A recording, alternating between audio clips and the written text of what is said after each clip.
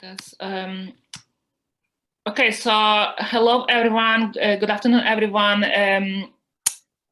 My name is Irina Vushko. Welcome to the Literature at War event. My name is Irina Vushko.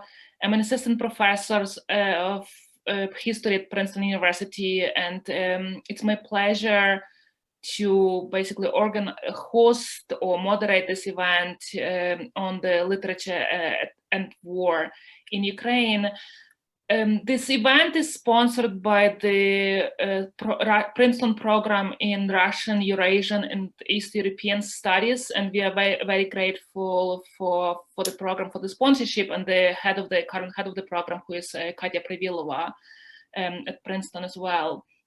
So just a few logistical things of how we're going to proceed. I will introduce. We have two panelists and one discussant, so I will introduce people here, and then I'll basically mute myself and disappear for a minute for most of the time. Let's say it. We'll have probably an hour or so of presentations and discussion, and hopefully half an hour for questions. And we have a sizable amount of people already registered here. I see about 38 people here. If you have any questions, please post them in Q&A, right? So I will be moderating questions, and please post whatever questions you have. Please post in the Q&A section. If you have any technical difficulties, please post them in chat. Right. So and that's how we're going to do this. But it's going to be a while, and hopefully, and we have a 1.5 hour, 90 minutes. For that will be done hopefully around 6. So it's my pleasure to welcome some of the most prominent, I would have to say Ukrainian writers of today, and we'll talk more about all the definition, the definition of the Ukrainianness. Hopefully it will lead to interesting discussion. Andrei Kurkov is originally from Russia. He lives currently in Kyiv, and he's probably the most famous writer, writers from the, so to speak, the Ukrainian scene today. And his writing has been translated widely into English, and his novel Grey Bees, which was on the war on Donbas, was published by Hachette Press in the UK just recently in 2021. His previous books, one of them is Death and the Penguin, international bestseller, and I'm sure some of you have read those. Olena Stiazhkina also joined us today from Kyiv. She's a Ukrainian writer, publicist, and historian. She's originally from Donetsk. She moved from Donetsk after 2014.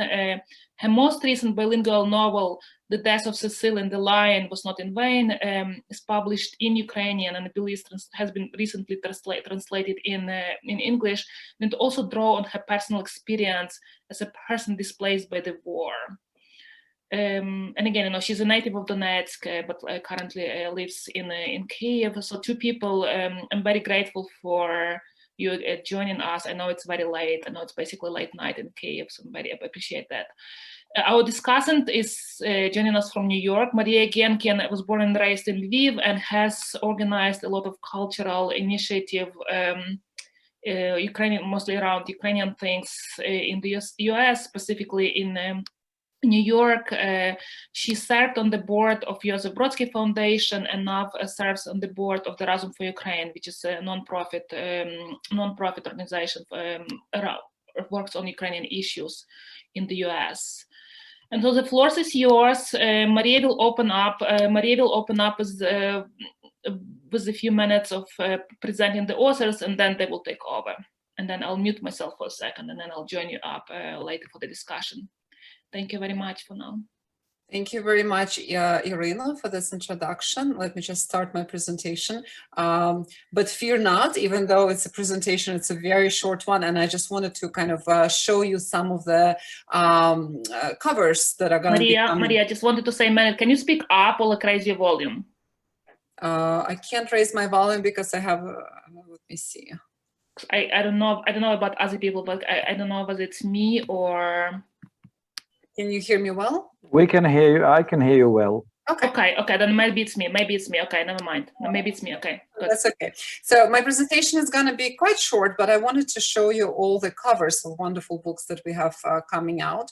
But before I begin, I wanted to actually give just a very short introduction about the war, because we may have people with us today that don't know much of the history here.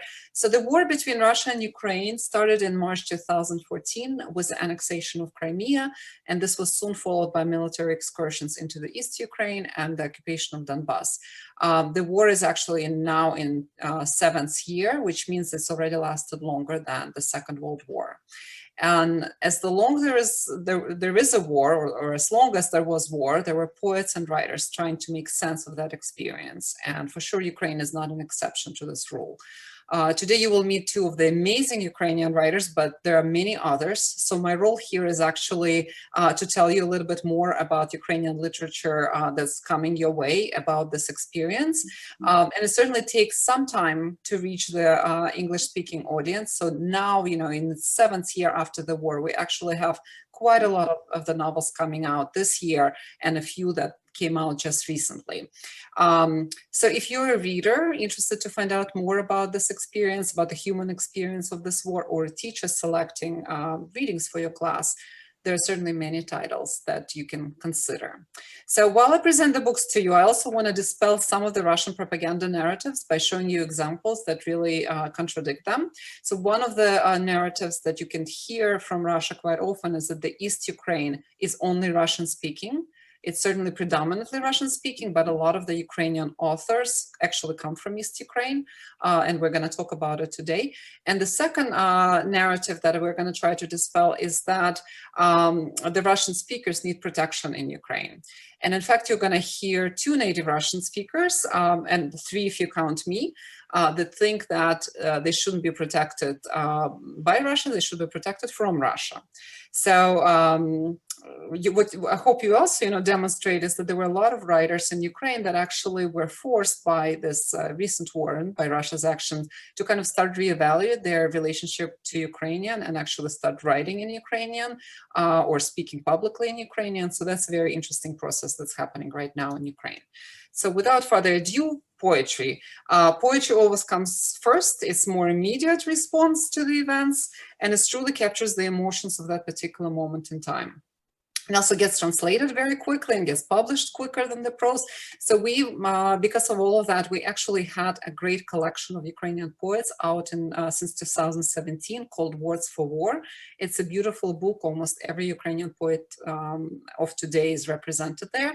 And then there is a wonderful publishing house, the Lost Horse Press, that does the whole series of Ukrainian contemporary poetry. And I'm just highlighting 2 here. In particular, Luba Yakimchuk's collection, Apricots of Donbas, that's coming out this year, is very significant for Ukraine. Luba is a Ukrainian writing poet and writer coming from East Ukraine, from Luhansk. All her family became internally displaced persons of this war. So certainly this is, already like one of those writers that can dispel the Russia's narrative, propaganda narratives. And then there is Sergey Jadan. Sergey Jadan is the name you might have heard about. He is the Ukrainian most famous, probably, at least internally in Ukraine, writer and poet. He was part of that collection of poetry, Words for War, where he's actually translated by some of the greatest living American poets, Ilya Kaminsky, Volzhina Mort, Bob Holman, but he also has 2 of his poetry collections out. One is by Yale Press and one is Lost Horse Press. And both of these collections actually were shortlisted for PEN America Poetry and Translation Prize in 2 consecutive years. And the New Orthography, which is a book of his poems by John Hennessy and Ostapkin, in translation by John Hennessy and Ostapkin, received the Derek Walcott Poetry Prize in 2021. But Jadan is also not only a poet, he is also a very prolific prose writer. His novel on the experience of this war is The Orphanage. He wrote it very quickly. It's been out in Europe for quite a number of years. It actually received the main prize at the Leipzig Book Fair in 2018, We finally got it in English in Yale Press just this year. And the reason I'm showing you the map here, so you can visualize a little bit more where this writer is from. So, you know, this, as I said, the most famous Ukrainian writer internally, everybody in Ukraine knows him and knows of his poetry and his books. One of the stars on this map is actually where he was born, which is the star on the right. It's the city of Starobilsk. And the other star is the city of Kharkiv, where he lives now. And there is this misconception, especially among Russian Slavists, and I've certainly heard it several times, that he was perhaps a Russian speaker that turned to writing in Ukrainian. This is not the case. There are a lot of you know, Ukrainian speakers' family living in the East Ukraine, and he's from one of those families. He was always writing only in Ukrainian. His aunt was a poet. So certainly, you know, that dispels the propaganda myth right there. This is a wonderful novel that actually is as close as you can get to being caught in a military conflict without being in that military conflict, is by reading this novel. Highly recommend you seek it out. Then, you know, the other kind of interesting literature that's coming out is veteran stories, because every war has veterans. They write about their experiences. Not all of those books have literary value. Ukraine now has hundreds of books written by veterans, but there are some that are really good, and one of them has been translated by Glagoslav Publications. It's by Artem Chekh, who was a writer before the war. He enlisted voluntarily, and this is certainly a collection to seek out. There's another writer, Valery Ananyev, that doesn't have a publisher yet, but about 50% of his memoir prose has been translated to English, so hopefully it's going to find its publisher soon. And then, you know, the very kind of important part of this literature is the novels and literature about the displaced persons and the occupation experience itself. And one of those novels is a novel by, you know, two of those novels, actually, the novels by our panelists, but this is, you know, important other books. And I'm the most, you know, I should say that there are about 1.5 million displaced, internally displaced persons of war in Ukraine. So that's people who left their homes in Crimea or in Donbas and now live in some other parts of Ukraine. So it's a very traumatic national experience that many families have gone through, and certainly every family. So it's certainly a very important, you know, traumatic experience that made its way into the literature. The book I'm most excited about this year is Volodymyr Rafeyenko Montenegrin, The Songs of Love and Death. It is a very powerful novel about a person uprooted and transplanted to a new place as a result of the war. It examines the psychological fractures that trauma causes, the everyday difficulties of such an abrupt change. This is actually the first novel Volodymyr Rafeyenko wrote in Ukrainian, the language he learned as a response to Russia's occupation of his hometown, Donetsk. And fittingly, the novel explores the ways that memory and language construct our identity. The next book is by Stanislav Aseyev. Stanislav Aseyev is a journalist that was reporting from the occupied Donetsk. He was thrown into jail, tortured. The jail was actually a contemporary art center. It's called Izolyatsiya, and Princeton is going to be hosting an event on this horrific place, the transition from the modern art center to prison in November, I believe. And I believe Stanislav Aseyev will be able to join the panelists there. So definitely look for information on that event. And finally, we have the first ever Ukrainian book that's going to be published by New Directions, one of our most famous independent presses that deals with translated literature. Yevgenia Belarusic's Lucky Break is a collection of stories about women, some of them refugees. It's translated by Eugene Ostashevsky, another great American poet. What's interesting here is that even though the collection is originally in Russian, the name of the collection of stories in Ukraine is actually in Ukrainian, the way it was published in Ukraine. It's called Счастливі падіння. So even here, the writer writing in Ukrainian, writing in Russian, chose to kind of specify, you know, something Ukrainian on this collection. And sorry, this is not working. Another very interesting theme that I want to mention that's emerging in Ukrainian literature is writers who write on the Second World War and the Holocaust as a way to process traumas of the most recent war. And some of you may know that follow the story that Russia has built its modern identity on the win in the Second World War. Its propaganda tried to paint Ukrainians as almost like, you know, being allies of Nazis, which of course is very historically incorrect. We have about 3.5 million of inhabitants of Ukraine that died during the Nazi occupation from civilian side. We have about more than 3 million Ukrainians that fought and died in the Soviet army. But nevertheless, there is a matter of Ukrainian collaboration and its role in the Holocaust. And this is something that Russian propaganda has tried to kind of exploit to its extreme. And to resist that, Ukrainian writers started to write about it and to write a very honest account of it. So the most important of these, the most important of the books are here. Mariana Kianovskaya, which is the first book, is the poet from West Ukraine that actually wrote, was planning to write about the victims of this most recent war with Russia, but actually wrote a collection of poems about the Babin Yar victims. It's coming out from Harvard this year. I have the novel by Sofia Andruchovich here, which by name of Amadoka. It's a very important Ukrainian text. Unfortunately, it's also a very long text. It's all about like amnesia that's caused by kind of historical trauma. It has about more than 900 pages. So unfortunately, I don't think we're going to see this novel in translation anytime soon. But it's certainly, when we're talking about the trends, this is the novel that needs to be noticed in the West as well.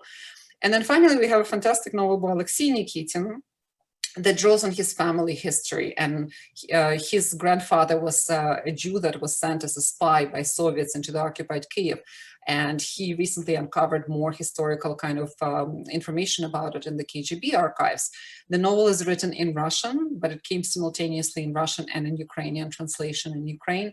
And there is a translator attached who is working on translating this. She's looking for a publisher. Again, a very exciting, novel that hopefully will make it here in a few years.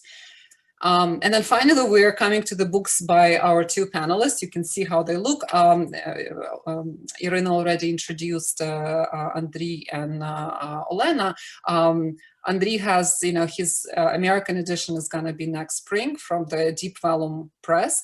But what I should also mention about Andrei is that he is the president of PEN Ukraine and the champion of many prisoners of war and occupation that we still have. So I hope he's going to mention it in his talk a little bit more.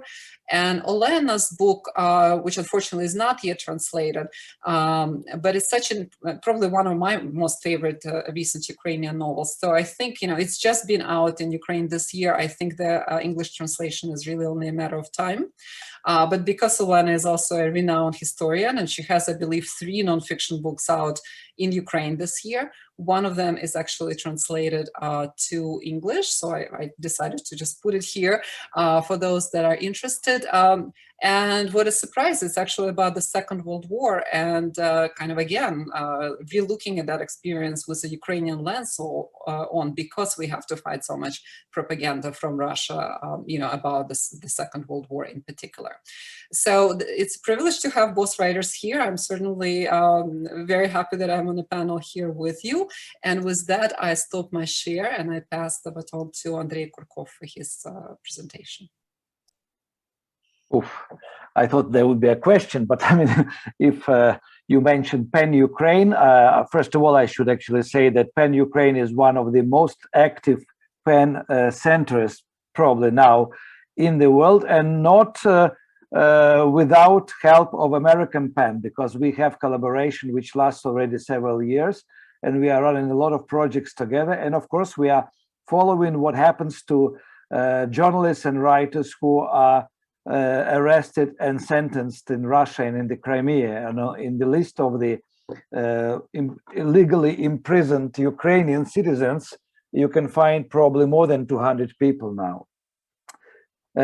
You said that many books were written and published about the war. In fact, actually, there are more than 300 books now available about Donbas war, Russian-Ukrainian war, and some of these books are really masterpieces. One of them definitely got into best 30 Ukrainian books since independence. The list was announced yesterday, and it is Yevgen Polozhy's book, which is called Ilovaisk. My novel, Grey Bees, is dedicated not to the battles themselves, but to the life of civilians during this conflict, and it tells the story of two neighbors and enemies from childhood who live in the gray zone, in no man's land, between positions of Ukrainian army and the separatists and Russian volunteers positions.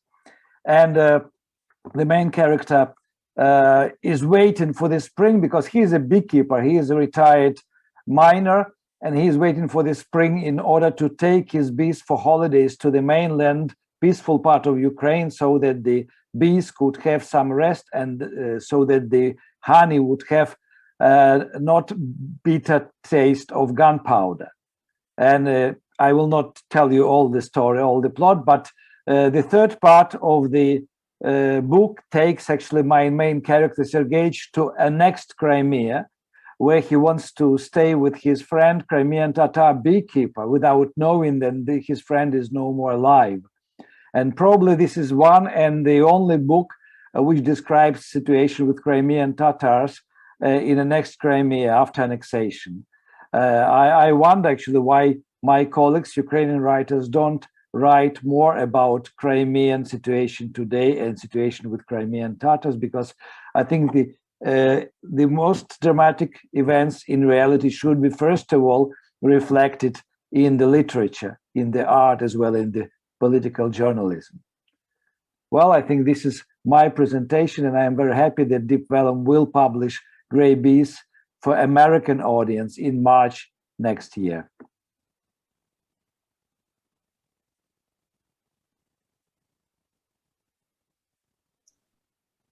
Perhaps we should go to Olena now, and then I'll have a couple of questions, and then we can open to the audience.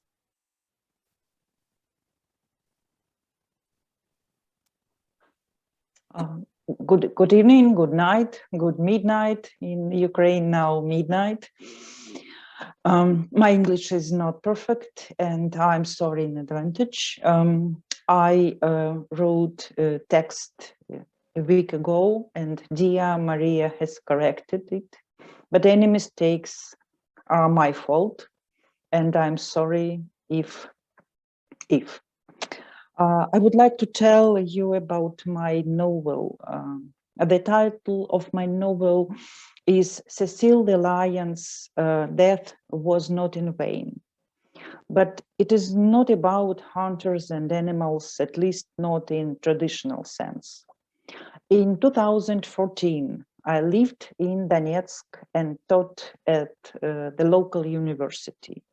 I also wrote novels in Russian and published them in Russia. As Russian tanks and soldiers started crossing our borders and pouring into my town, I went to Moscow to receive a Russian prize. It was not an easy choice for me in these circumstances, but I chose to go to make speech on how I did not need any protection in Ukraine. Nobody is persecuting me for Russian language. Please stop saving us, I said. The next year was a blur. The war intensified. Thousands died. I moved first to Vinnytsia and then to Kyiv and became a displaced person. There are more than 1 million of us in Ukraine now. At the end of 2015, I read a list of the most important events of that year as presented by one of America's internet magazines. Cecile the Lion was killed that year by American dentist Walter Palmer, and his death was deemed to be one of the most important events of the year. But the deaths of thousands of Ukrainians killed by Russian invaders were not in the list. For me, it was about the indifference of the world, the kind indifference about Elie Wiesel said, indifference is always the friend of the enemy, for it benefits the aggressor, never the victim, whose pain is magnified when he or she feels forgotten. My novel is about the victims of this war. Some of them were heroes, some were not. But I would like all of them not to be forgotten. I would like my ordinary people with no power, no voice in the world to be more visible and to be at least as important, if not more important in death than Cecile the Lion. My novel is an intergenerational novel set in Donetsk. At the beginning of my novel, 4 families take photos on the doorsteps of maternity ward with their newborn babies. These babies were born on April 16, 1986. This day was celebrated in Soviet Union as the 100th anniversary of German communist Ernest Thälmann's birth. And the communist official, who is also in this picture, had an idea to find a baby, preferably an ethnically German baby, and to name them after Ernest Thälmann. The name of this official is Fink.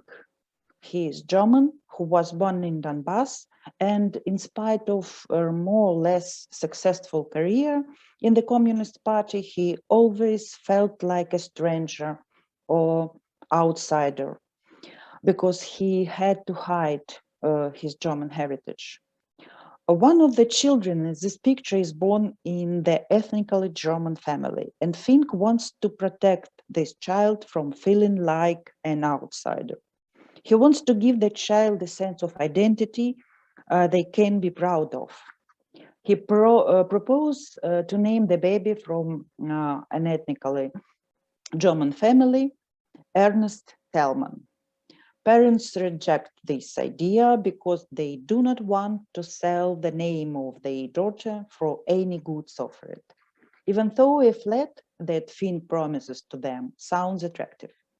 You should know that in the Soviet Union, there was a shortage of apartments and one could not buy an apartment. They needed to be given a flat by the government, and an offer like this did not come often.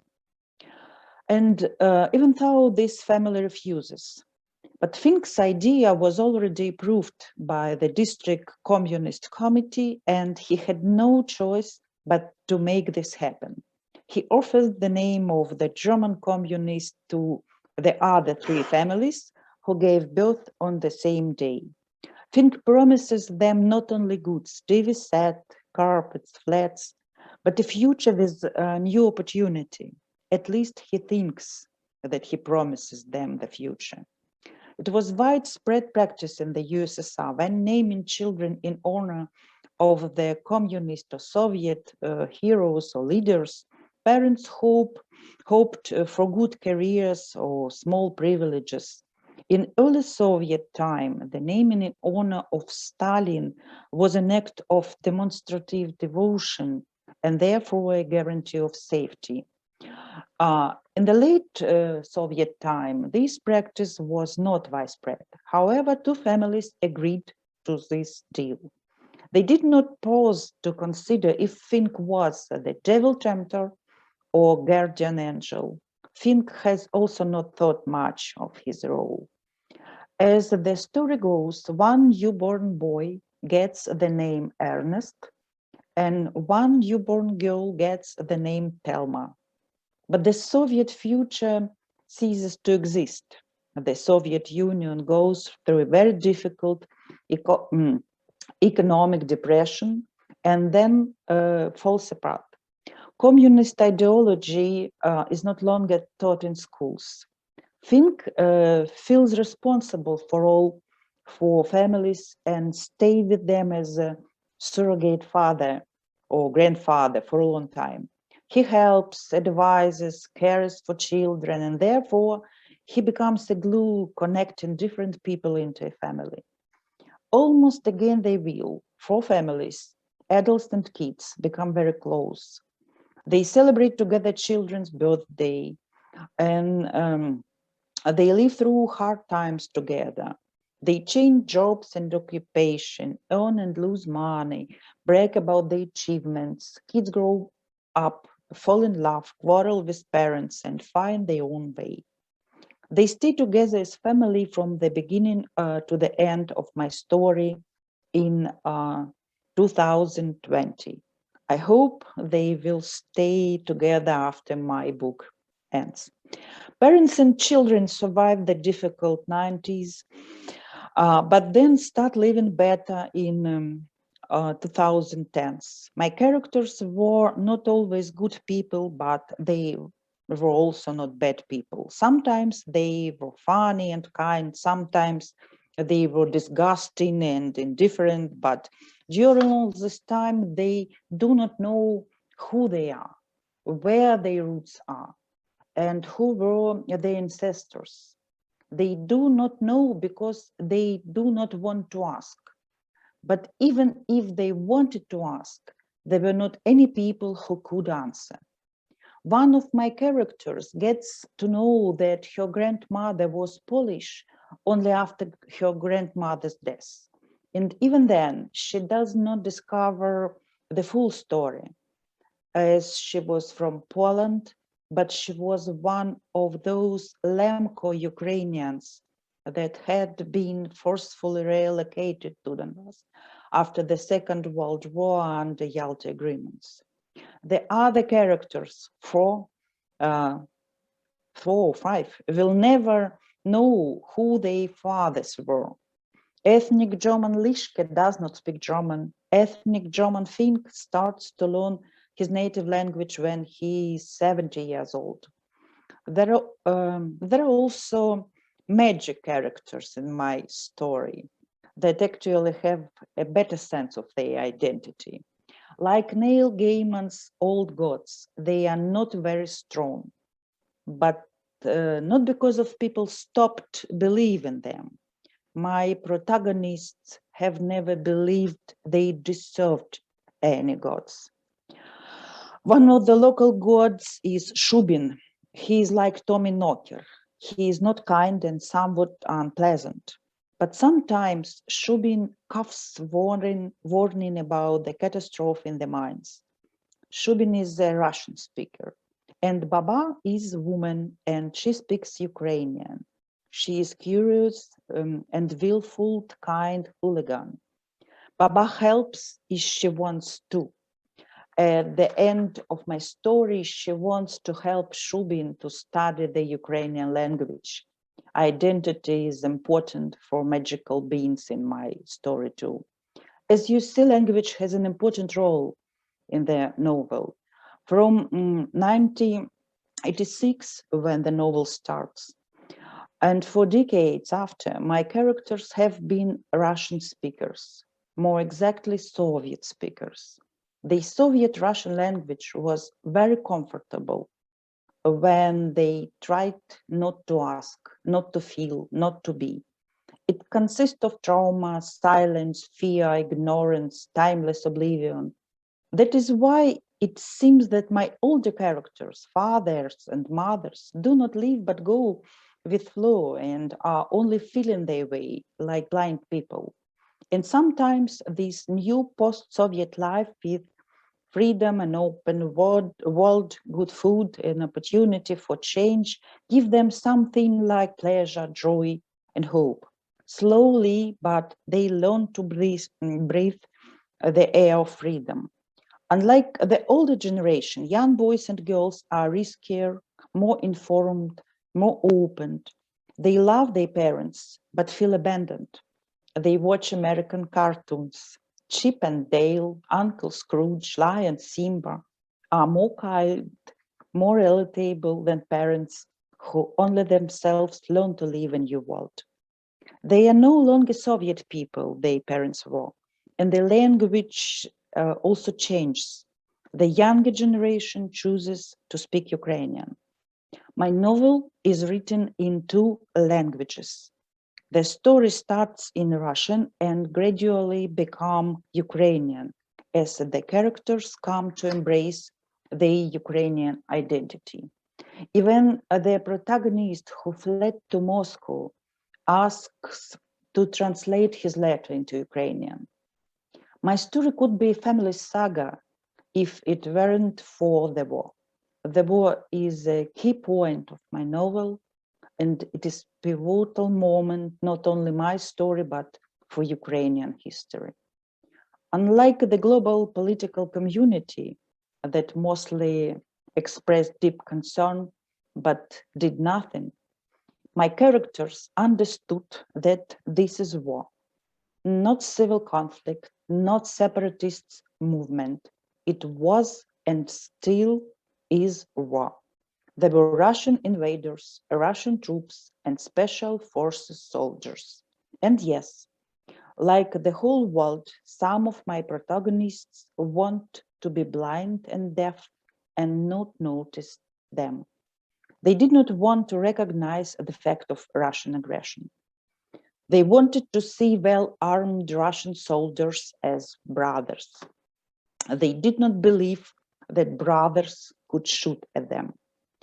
For some of my characters, this was something like a sad fairy tale with an unexpected happy end. Once upon a time, there was a country, and it turned out to be the homeland. My story is about transformation from a Soviet identity to Ukrainian one. How and why older and young protagonists make the choice to be Ukrainian. Why does identifying as Ukrainian mean being human? Why all of a sudden the Ukrainian language is so important for yesterday's Soviet Russian speakers? How does Ukraine become a child needing to be cared for? Why does one of the young men in the story chooses to be a doctor on the front lines and another chooses to stay in occupied Donetsk? What is better for them, fight or compromise with the enemy? Why do German names Ernest and Thelma never become a problem for name carriers, but characters with Russian names Alexei and Galina feel the burden of them and decide to change them to Ukrainian names Ales and Haska? Why does a 45-year-old successful woman stops being a Mary Kay's top consultant and starts fighting as a sniper and then becomes an instructor of the Ukrainian army? Why does a brave and smart IT engineer runs from the war to Moscow and only there understand himself to be Ukrainian and starts viewing Russians as enemies? How does the oldest protagonist Fink recognize himself as German and then as Ukrainian German? What does it mean to like Russia when the occupation continues? Why does the love for Russia requires the abandonment of one's own children, especially if they choose to be Ukrainians? And why the love for Ukraine opens you to loving those you want to love? My characters stay as family even after the choices they made. In 2020, the youngest 10 years old protagonist Dina draws a family tree. She does not rule out those who fell in love with Russia. Dina just leaves empty space for them. These spaces are not about oblivion, but about hope. And as for the hunters, Cecile the Lion hunter is well known. His name, as I say, is Walter Palmer. But the West often pretends that we do not know who is responsible for the death of Ukrainians in the war in East Donbas. Well, I have to be frank with you. After 2014, I do think about Russians as hunters and murderers. But my characters are generally softer than me. Only one of them, a 10-year-old girl, Dina, is similarly categorical. At one point in the novel, she says, Rusnya, Russians, are those that invade our lands to kill us. It is often harder for older generations to vocalize something so clearly, but only knowing who the real enemy is, we can hope to return what's ours. And I know that I should say some words about hope. Yes, I have words about hope and hope also. I think we cannot afford ourselves to be defeated. It is war for our independence and our freedom. It is our time to defend European border from rich murderers with gas, oil, and huge money that corrupted some European politicians. We must win this war. Otherwise, we Ukrainians will not be. I hope that soon I will be able to invite you to Ukrainian Donetsk, and you can see how beautiful it is. Thank you. Thank you, Olena, and thank you, Andrei. I'm gonna, unless Irina, you want to say something now, I'll ask a few questions of you, and then we can jump to Q&A. As you've heard, from Olena's speech, her novel is very much based on kind of like the names, and the names as identifiers of people and identity, and people able to change their names as their identity changes. And in Andrei's novel, there is also this, game with names of the street names, when one of the characters realizes that he lives on Lenin streets, where he actually more identifies as Ukrainian. So he goes and changes the signs for Lenin Street with the signs for Shevchenko Street. And the separatist actually lives on Shevchenko Street. So their names of their streets don't match their identities. So it kind of seems a persistent, theme. But what's very important to me is whether that also applies to the name of the war. Because when we were searching for the name of this event, we wanted the word war come through in it, because very often in American news, you don't really find war in relationship to this military conflict. You can find the conflict in Donbas, the conflict in East Ukraine, the Ukrainian war in Donbas. So, you very rarely hear that it's actually a war and that Russia is actually involved. So is the same has this debate has been done in Ukraine? Is there kind of a consensus how this war should be called? Is it a very sensitive issue or not? Andrei, could you possibly talk about it? How should we call this war in the international community? Well, it is a war, because I mentioned the book by Evgeny Polozhy, Ilovaisk. This was the first military tragedy for Ukrainian army, and actually the Ukrainian soldiers there were killed by a Russian artillery department, which crossed into Ukrainian territory to be more close to Ilovaisk and bombarded Ukrainian army until several detachments were destroyed. In Ukraine, it is true, actually, neither politicians nor ordinary people love the discussion. I mean, you can find people who will say this is definitely a war, but you will find also a lot of people, representative of all the generations, who cannot imagine a war with Russia, because for them, they are still brothers or brothers on TV, because the influence of Russian television contributed to the war in Donbas even before the events of 2013 and 14. On political level, the politicians starting from 2014 were trying to avoid this discussion, because if you recognize officially that this is a war, you have to announce state of war in the country, which means to close down the borders, to stop connections and trade with Russia. And all the years of the war, Ukraine was trading with Russia. So, I mean, some companies could boycott Russia, some Russian introduced boycotts for Ukrainian companies, But Ukraine was buying gas all this time, was buying electricity, was buying buckwheat and some cereals and food products.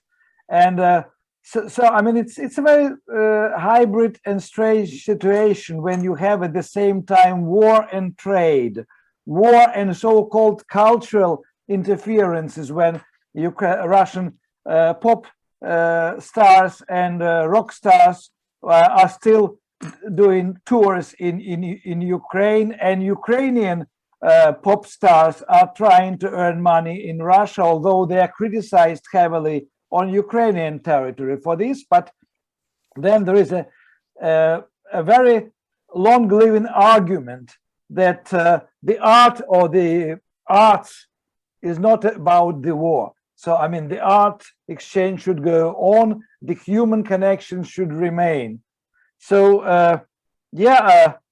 I think Ukraine needs a more open and more loud discussion about Russian-Ukrainian war and Russian-Ukrainian relationship, because we cannot pretend that the war stopped. We cannot, just like in the West, we cannot stop reporting from the front lines. And front line, just like the gray zone about which I wrote, is 450 kilometers long. And there are dozens of thousands of people living either in gray zone or next to the gray zone, next to front line. And we have daily reports about killed soldiers and killed and wounded civilians.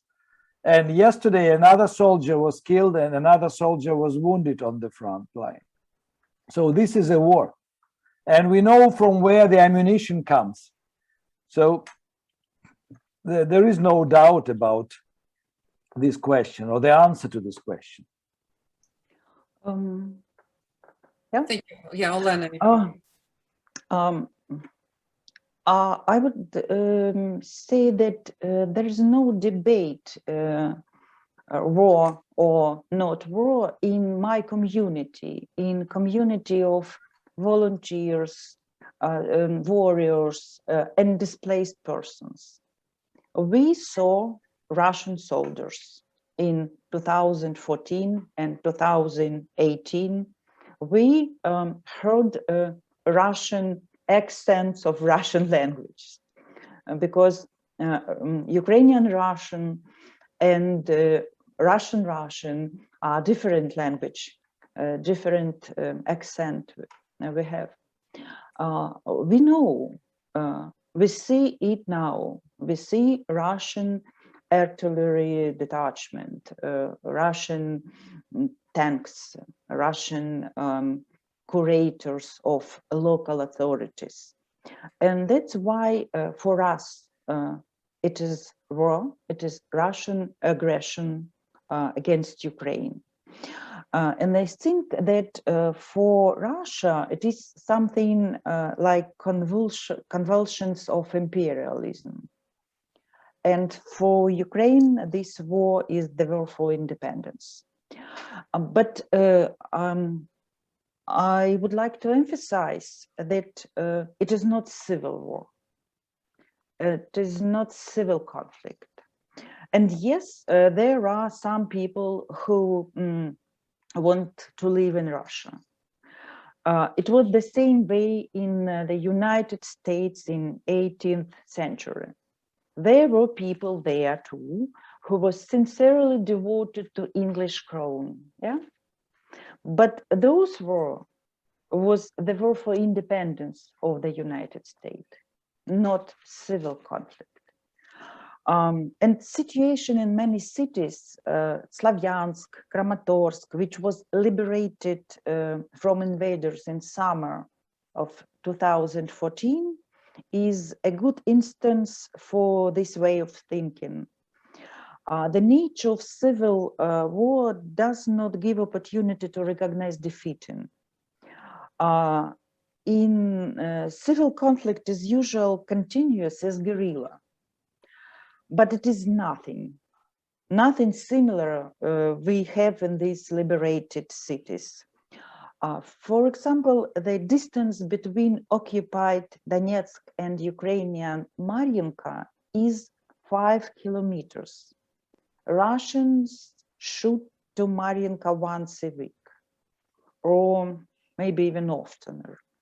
But in Mariinka, there is no curfew, no guerrilla, and locals say, thank God we are here on this side of the front line. Thank God we are free, we are in Ukraine. The same people, 5 kilometers distance. It's exactly no civil war. It's Russian aggression.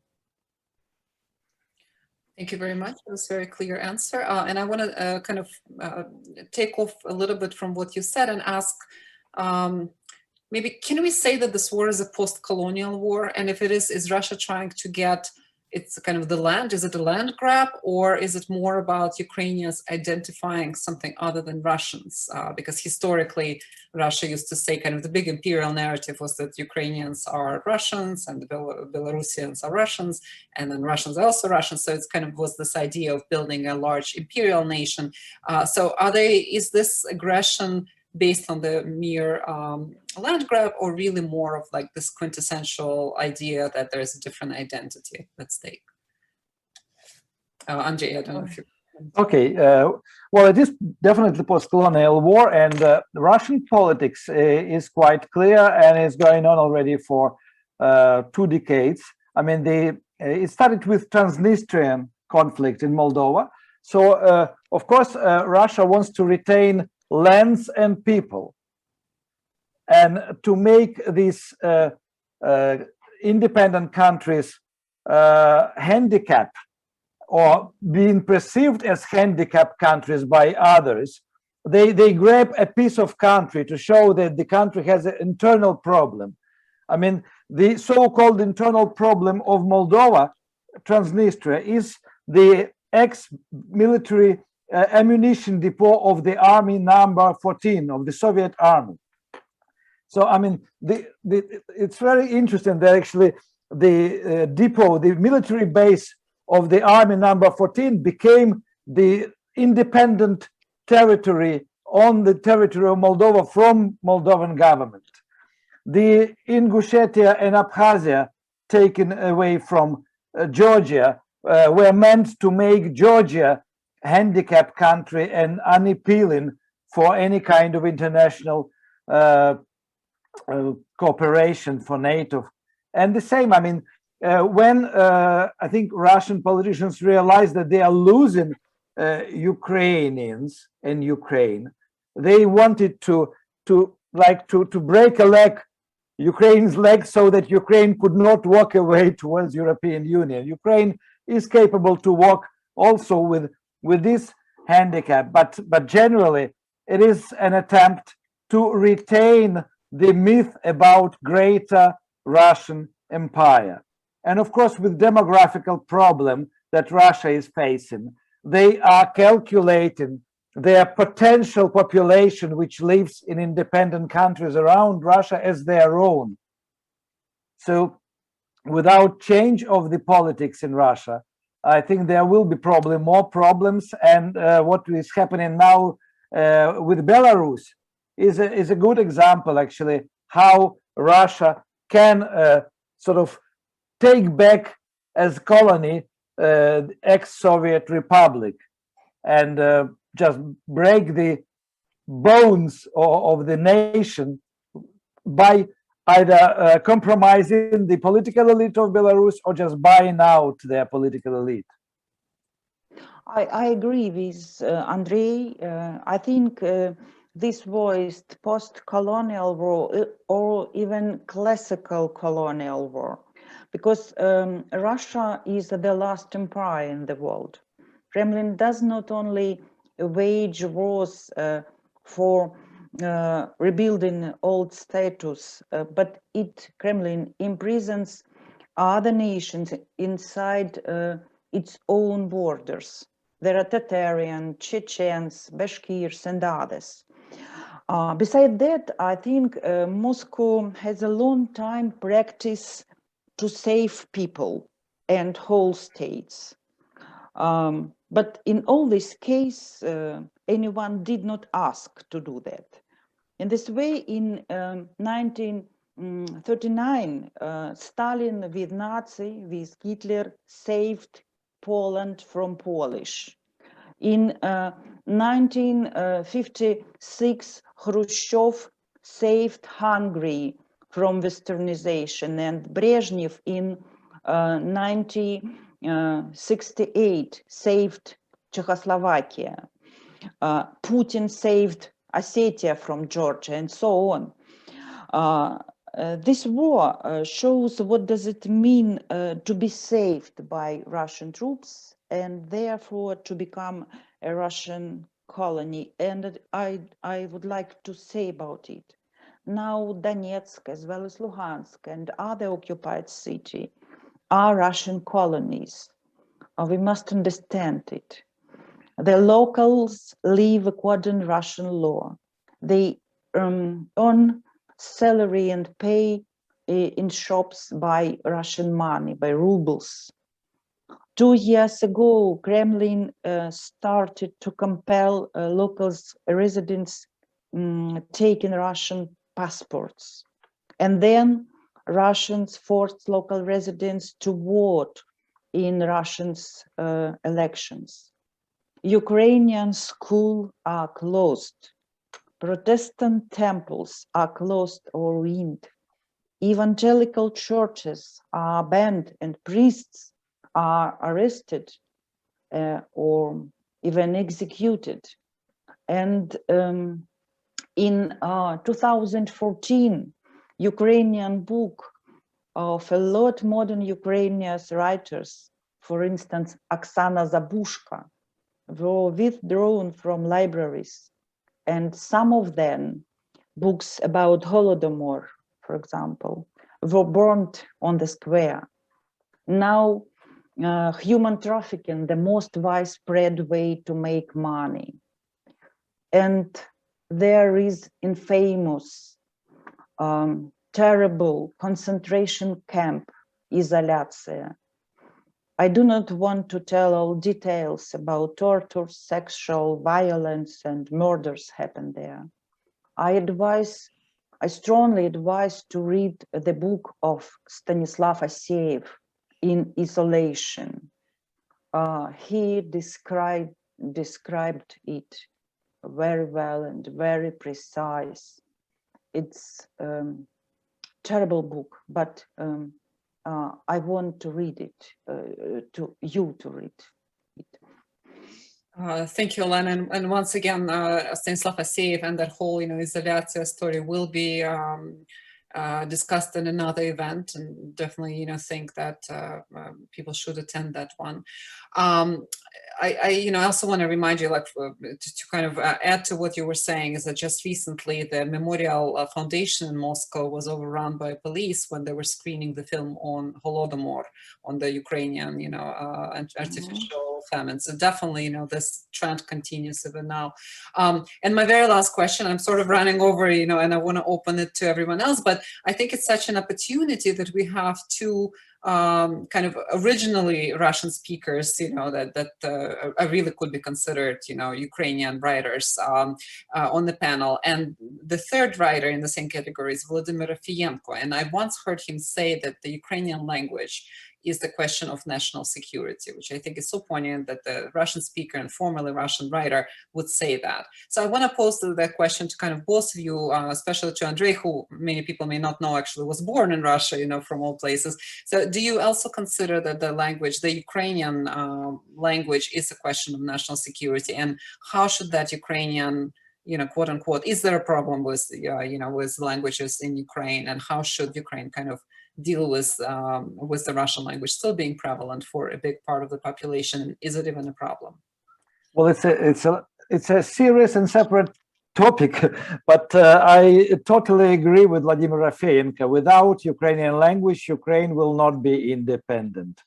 Ukraine was Russified, and actually in 1920s and 30s, Russian language became the main language in Ukraine.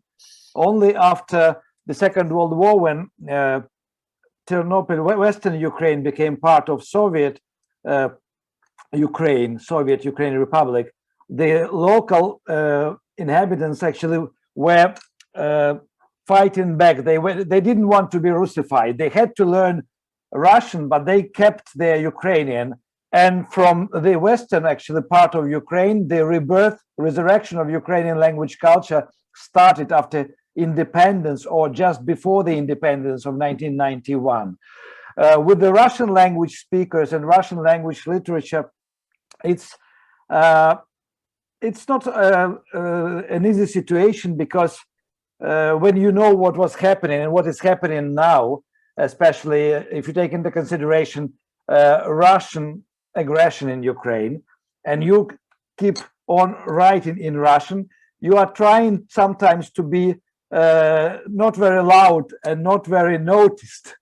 And I know, I mean, there are some writers who started writing also in Ukrainian, like Vladimir Rafeenko. I wrote a couple of books in Ukrainian nonfiction and children's books, but I keep on writing fiction in my mother tongue, which is Russian. But generally, I think Russian language writers are trying to keep lower profile in this political situation, because they feel that they are also partially guilty, maybe not in a direct way, but because by writing in Russian, I mean, like, you support Russian language culture in Ukraine.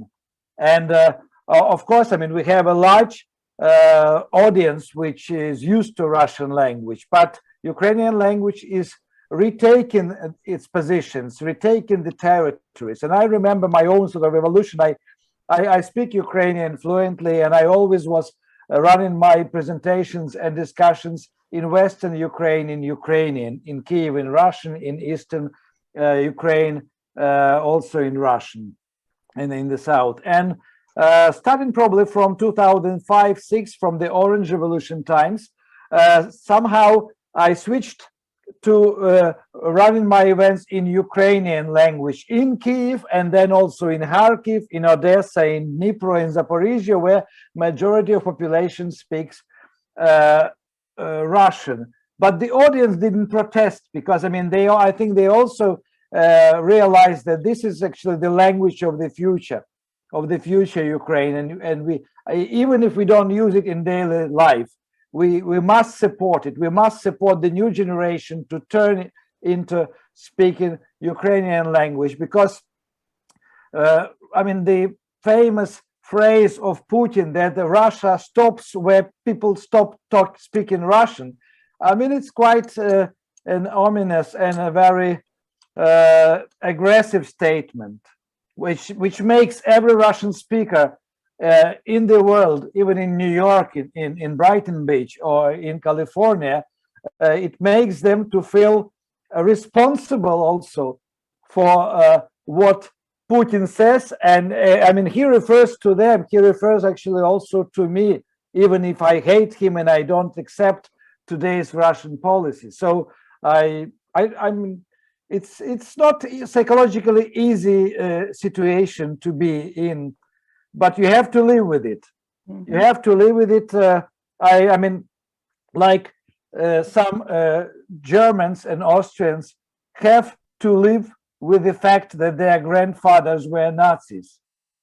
Maybe it is a bit too rough to make this comparison, but I mean, the language bears also the history of the country from where it comes. I would like to support Andrei's feeling of guilty.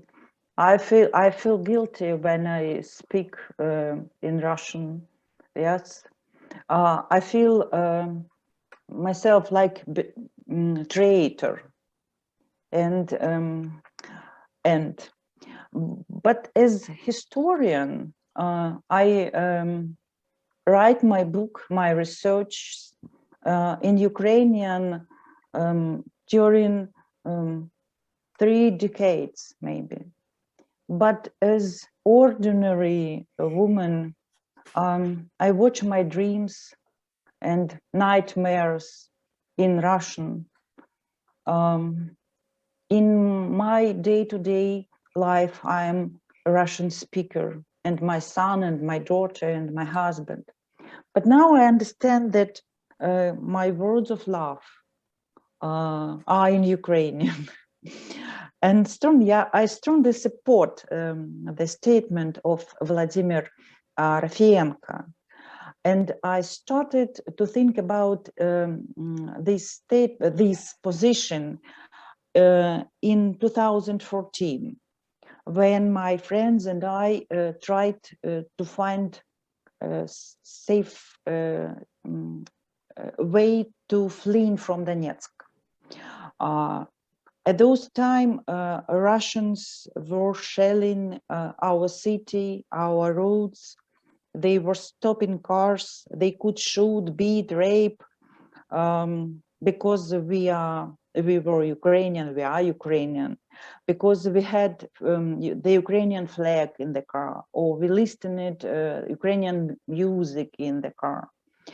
And I thought, if I get hurt and pass out, and then I wake up somewhere in unknown place, how will I know I'm safe?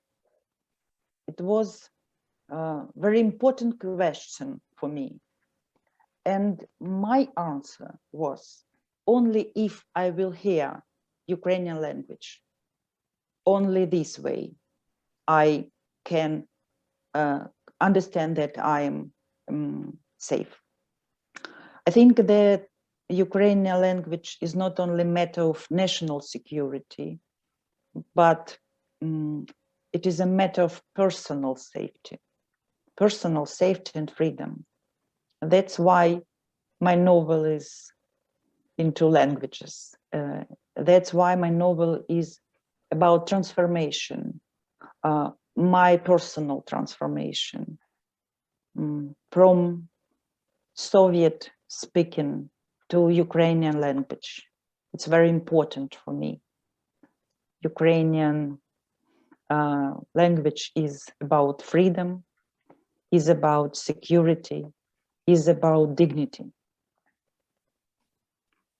Well, maybe I can add a couple of words about slightly different subject. We have many national minorities in Ukraine, but we don't have Russian minority. We have Soviet minority, which is using Russian language, and it is a mix of people. I mean, there are old believers who are ethnic Russians with culture behind them.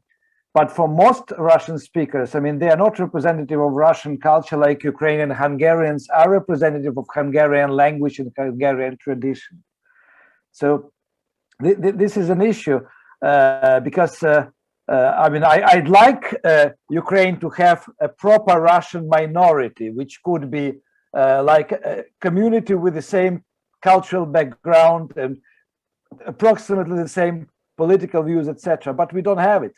So, I mean, Russian language is not defining from where person comes and what he thinks and whether he has or she has a portrait of Pushkin in the bedroom or not. It's non-personal. It's not connected to culture anymore.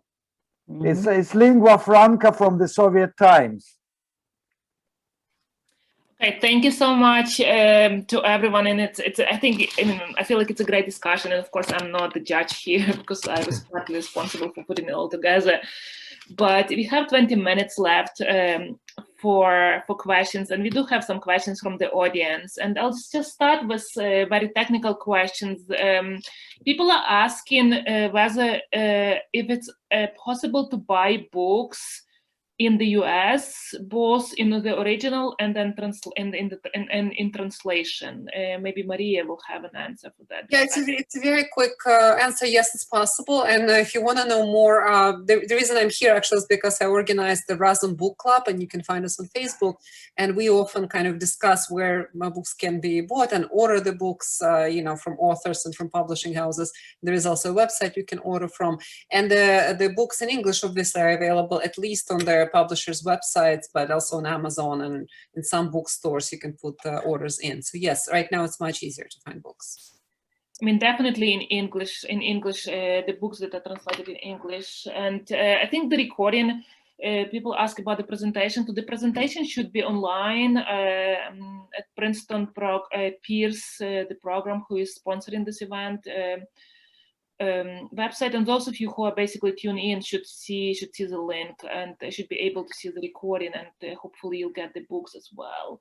But there are several questions. I mean, I have a lot of questions, but there's several questions from the audience already that I would like to raise. But one, and maybe I'll group them, but one question, there are two questions that somewhat overlap, and I will just group them together.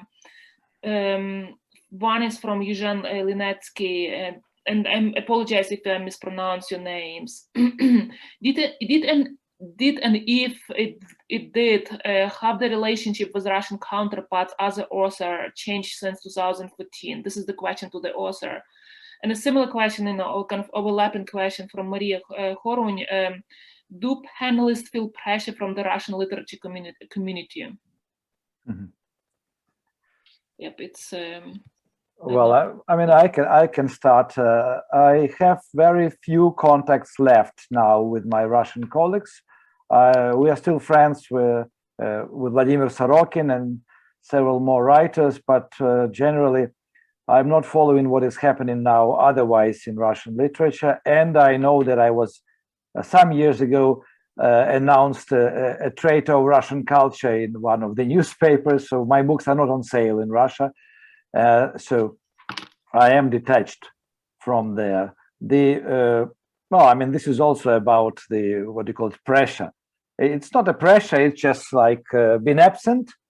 And it's okay, because I cannot imagine actually Russians who support Putin reading my books.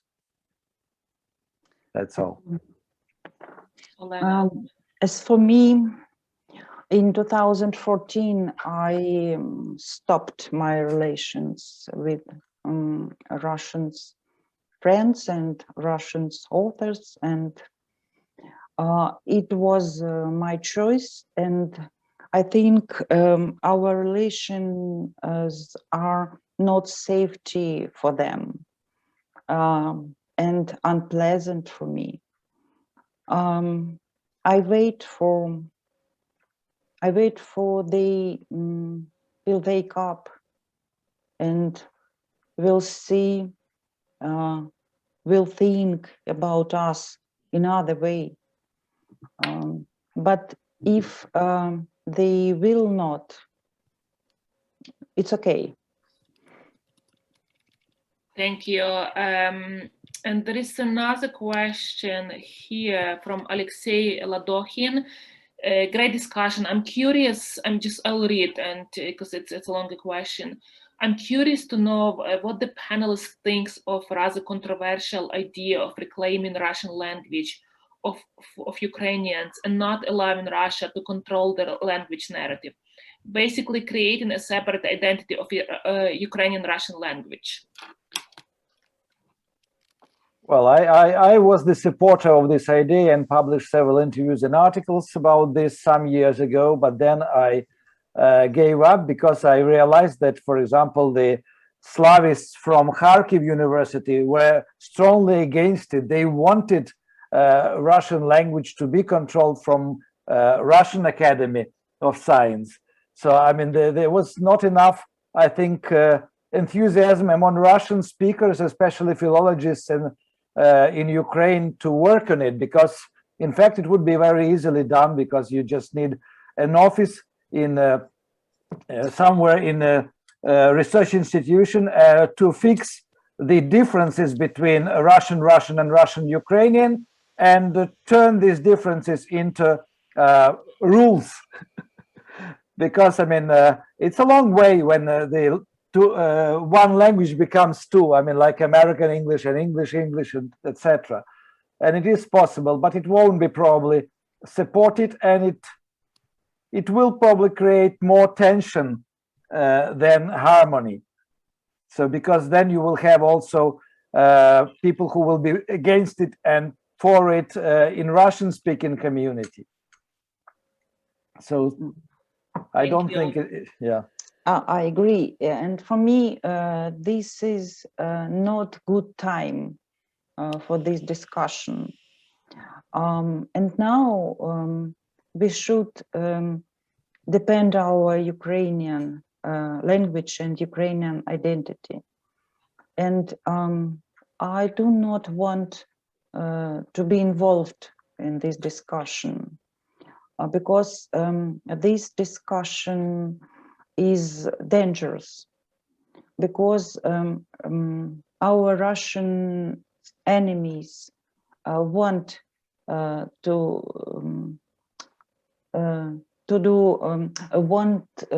хотят, чтобы мы были вовлечены. Want us to be involved. But I do not want to do what Russia wants to do. Okay. Okay, thank you. And so there is a question from Ildiko Epariesi, and it's a long question. I'm not going to read all of it, but I'll probably just read a portion of it. There are some basic facts of this war that shouldn't be questioned. It's clear who the aggressor is and who the victim is. Don't these clear-cut facts tie your hands as writers? One could say that the task of an intellectual is always to question things that are considered granted by many. Do you have a set goal to avoid being too schematic, or does it come automatically for you? It's interesting. I've heard the same question a couple of times before. Okay. And I don't know. I mean, when I write, I don't feel myself neither under control nor under pressure to relate to newspapers, reports, facts, OCE reports, etc. I'm writing about human stories and human dramas. And for me, the war actually is always dangerous because of the human dramas, because of the way the war destroys the society and the human lives. And so I mean, as a writer, as a novelist, I take something from reality. I went 3 times to the frontline zones, and I, of course, use my imagination. And I mean, it's the question of balance in presentation of different sides, etc. It's, I mean, I don't let any propaganda, neither Russian nor Ukrainian, to interfere with my plot and with my characters. I think that not me, but my pain, my trauma writes my novel. That's why I'm not under control, under propaganda. Pain and trauma have their own words, and it is like healing, like speaking about very difficult problems. That's why my way is another than Andrei's way. Okay, thank you. So I will, I will take I'll use the privilege of a moderator and ask a question as well. And I'm not sure how to phrase it, but I will try now because I have several questions. But one is, so Maria Genkin discussed the variety of books that have been published on the war. And I think the reason why we have this discussion and we had the previous one is because the war is such a hot topic. But I was wondering if you are thinking, or if it's even on your mind, whether you ever think about how to kind of to distinguish yourself, how to find a place of yourself within kind of this larger intellectual discussion and literature community, of the authors who are all, so many of whom are involved or engaged with the topics of the war.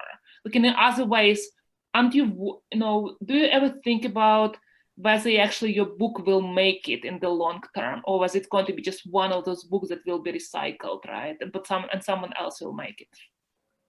It's like I'm speaking as a writer too, so hypothetically. Well, I was not. I mean, in fact, I didn't plan to write Grey Bees, and it happened because we had in 2014-15 an influx of refugees from Donetsk, from Donbas in Kyiv. And I started meeting young people who used to live and they were businessmen in Donetsk, and then they moved to Kyiv and tried to do business, and they were talking about not the past, about occupied Donbas. And one of them actually told me that he goes back by car almost to the front line every other month to bring some medication and other supplies to 7 families who remained in the village on the edge of the gray zone, because I mean they don't have any access to neither to state infrastructure, no pharmacy, no food shops, etc.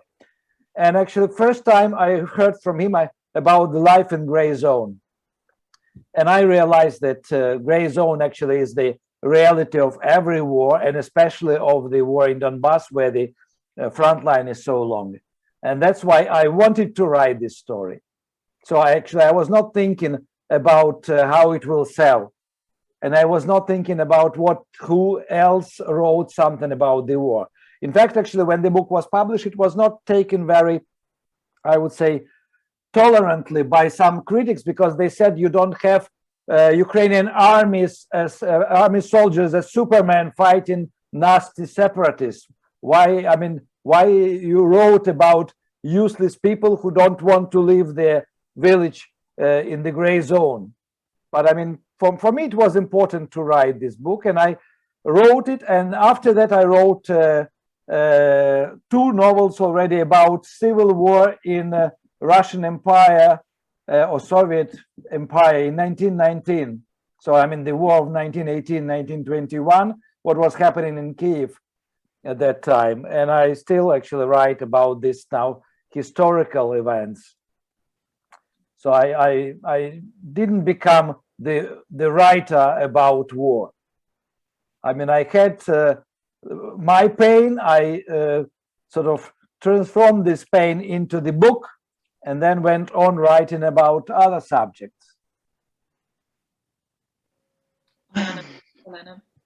It's a difficult question for me because I feel guilty constantly. I feel guilty. I think that I did not something right thing in the past, and that's why I must, or I should, or no, I must do something right, something useful. But what is useful? And I think that I should to give a voice to the occupied people, to people in Donetsk now. I would like to listen him or her. I would like that they, чтобы они были. For them to exist. Yeah, it's very important for me, and it's all just this one important for me. Okay. Maria Genkin, can you? Yeah, I'm going to use the last couple of minutes to ask one more question if we don't have Q&A from the audience. I'm sort of, the presentation that I gave was the books that are making it to American public, and they're really like kind of good for American and English speaking public. But there are other books in Ukraine, because there really are so many books written about the war, and the books that are being noticed and kind of get the most attention in Ukraine are actually quite different books. And I didn't have them on my list because I think they're not actually getting translated, and I think they're going to have a problem reaching an English-speaking audience. But yet, those are the novels that kind of Ukrainian public is responding to.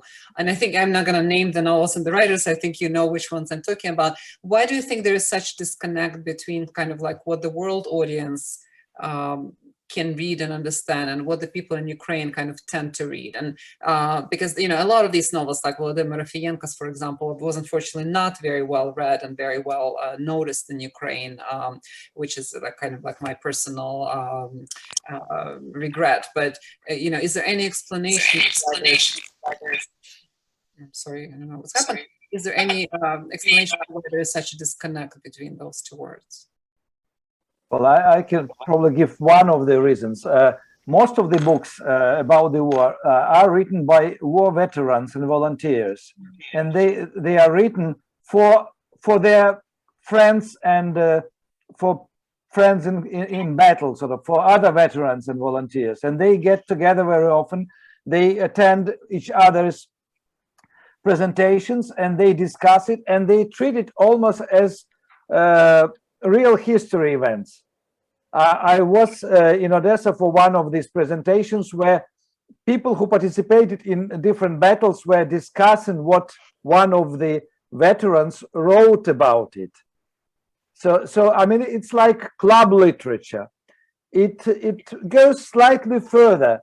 It reaches patriotic readers and politically engaged readers, but it doesn't go as far as mainstream readers. I think that this literature is very painful, and man and woman does not want to be in pain, in trauma, I think. And all our new war literature will be very important historical sources. And even today, people do not read it. Tomorrow and after tomorrow, historians will be glad and will be full of thanks for these authors. We must write our history of this war, and that's why this literature will be helpful.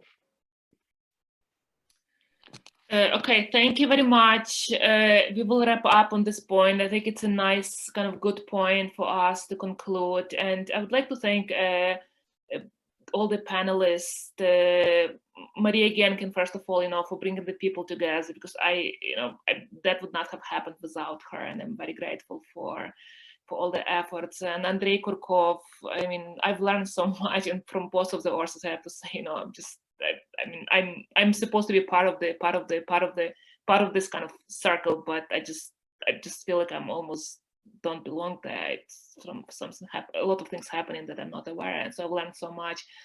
And thank you for Olena Stiazhkina for staying with us so late. I know it's past midnight in Ukraine, and bearing with us all. And thank you all for who stayed with us, also the 30+ participants, and of course Katya Pravilova, head of the program in Russian and East European and Eurasian studies here, who made it all possible. So, and thank you, and please stay tuned for more events. We'll be doing more events on Ukraine. Also, please, there'll be, I know people ask about this, the recording of this and previous and other events will be posted on the website. Also follow us on Facebook, and if you go to Princeton Princeton program in Russian, East European and Eurasian study, you should be able to get on the mailing list for the regular updates of events. And so thank you very much for all of us, for all of you. Thank you very much. And good night for all of us. Bye-bye. Bye-bye. Thank you very much. Bye-bye. Thank you.